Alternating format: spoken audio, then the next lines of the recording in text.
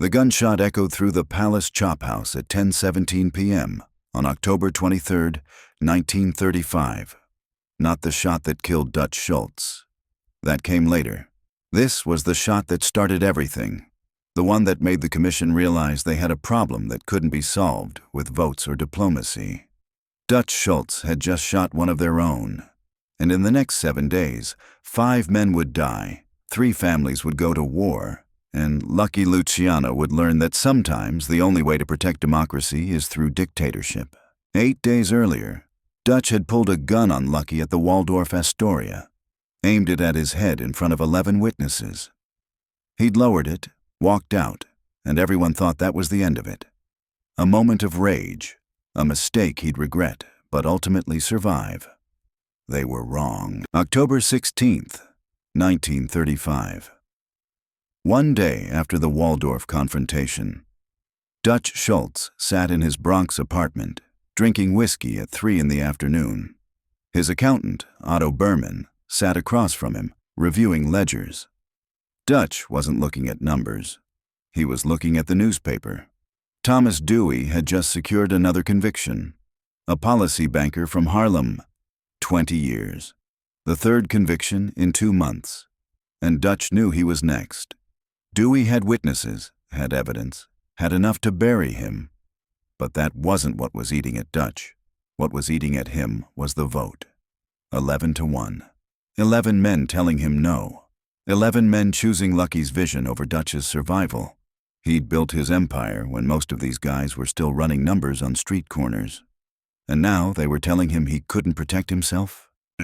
Otto looked up from the ledgers. "Boss, you okay?" Dutch drained his whiskey. Set the glass down hard enough to crack it. "Get Lulu Rosenkrantz on the phone. I got a job for him." Otto hesitated. "Dutch, maybe you should think about this." "Think about what?" Dutch's voice was cold. "About how Lucky Luciano thinks he can tell me what to do? About how the commission thinks they run my life?" Otto, voice dropping to a whisper. "They voted against the Dewey hit. All of them. You go against that, you're not just going against Lucky. You're going against the system."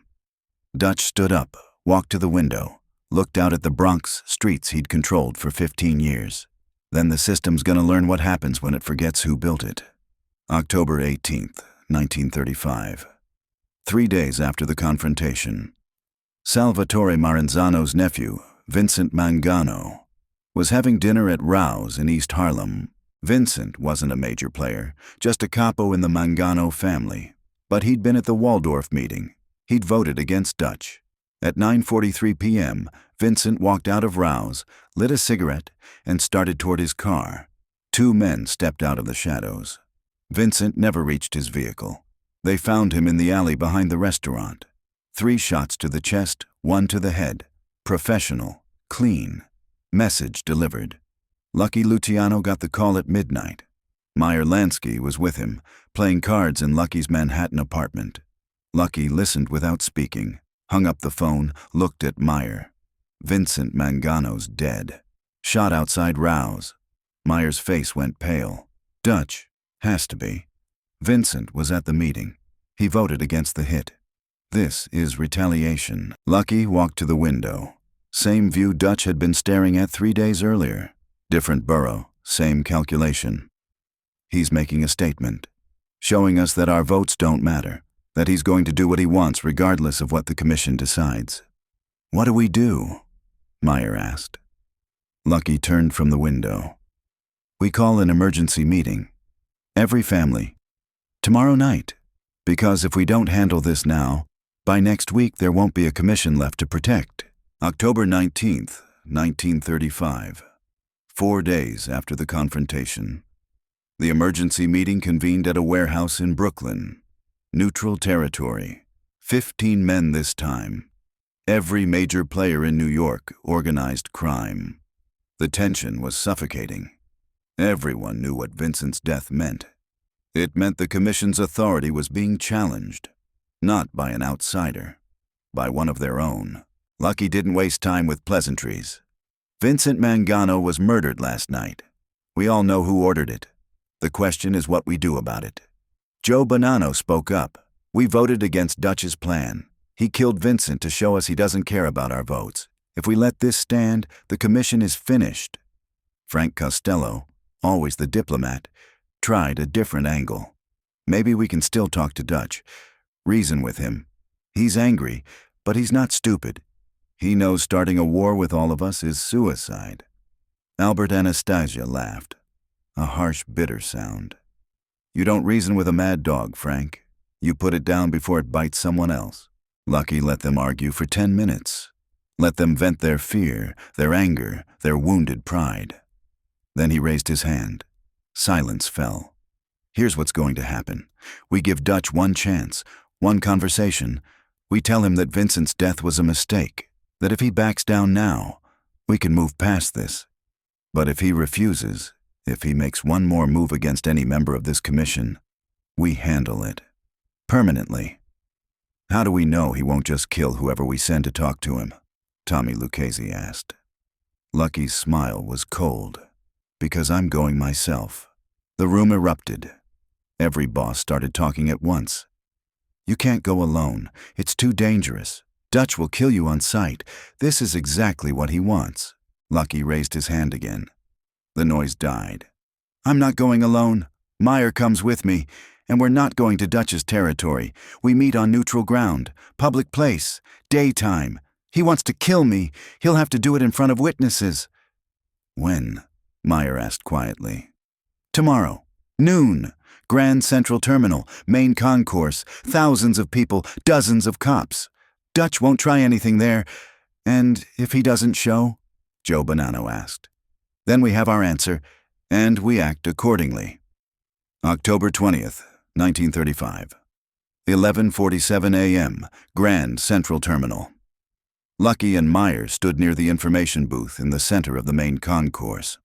Around them, thousands of travelers rushed to catch trains, completely unaware that two of the most dangerous men in America were waiting to meet with a third. Meyer checked his watch for the 5th time. "He's not coming."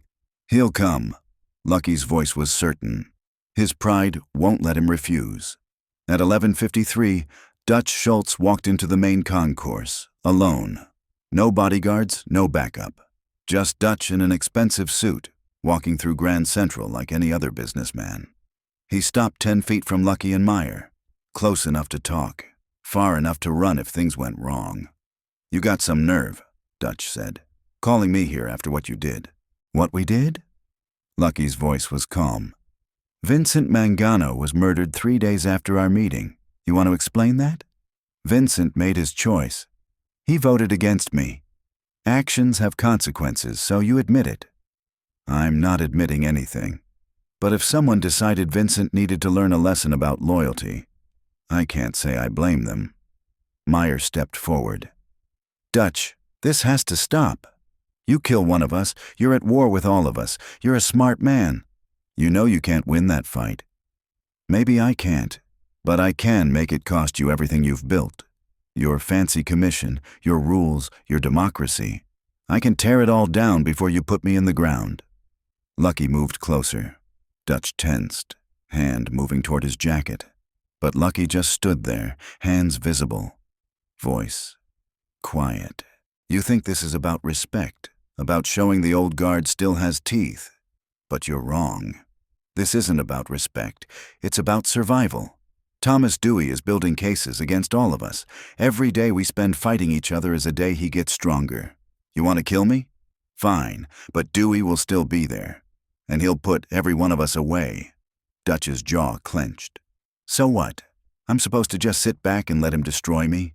No, you're supposed to be smart. Run, take a vacation, go to Europe. Let Dewey's case go cold. Come back in 2 years when things calm down. The commission will protect your interests while you're gone. And if I don't want to run, then you force us to make a choice. And you know what choice we'll make." They stood there in the middle of Grand Central Terminal. 3 men who'd built empires on violence, now negotiating like businessmen. Around them, life continued. Families catching trains, lovers saying goodbye, people living normal lives, completely unaware of the conversation happening 10 feet away. Dutch looked at Lucky, really looked at him, saw the certainty in his eyes, the complete lack of fear, and he understood. This wasn't a bluff. This wasn't a negotiation. This was Lucky Luciano giving him one last chance to walk away before the commission made him disappear. "I'll think about it," Dutch said finally. "You've got 24 hours. After that, we assume you've made your choice." Dutch turned to leave, stopped, looked back. "You know what your problem is, Lucky? You think you can control everything? But some things can't be controlled. Some people can't be reasoned with. Eventually, you're going to meet someone who doesn't care about your commission or your rules. And when that happens, all your clever words won't save you. Maybe. But that someone isn't you." Dutch Schultz walked out of Grand Central Terminal at 12:09 p.m. on October 20th, 1935. 3 days later, he was dead. The commission never officially acknowledged the order, but everyone understood. Dutch had been given his chance. He'd refused to take it. And in the world Lucky Luciano had built, that was the only choice that mattered. The system survived, the commission endured, and Lucky Luciano proved that in organized crime, the future didn't belong to the toughest or the most violent. It belonged to the smartest, to the men who understood that power without structure was just chaos waiting to collapse. Dutch Schultz died in a Newark chop house, bleeding out on a bathroom floor. Lucky Luciano built an empire that lasted 50 years. The bloody week that followed the Waldorf confrontation wasn't about revenge. It was about something bigger. It was about whether organized crime in America would be governed by rules or by whoever had the biggest gun and the shortest temper. Dutch Schultz thought power came from fear, from showing everyone you were too dangerous to cross. Lucky Luciano understood something deeper. Real power comes from building a system that outlasts any single man, a structure that survives even when the founder goes to prison, gets deported, or dies. Vincent Mangano died because Dutch needed to prove a point. Dutch died because the commission needed to prove a bigger one, that no single ego, no matter how violent or legendary, was more important than the organization itself.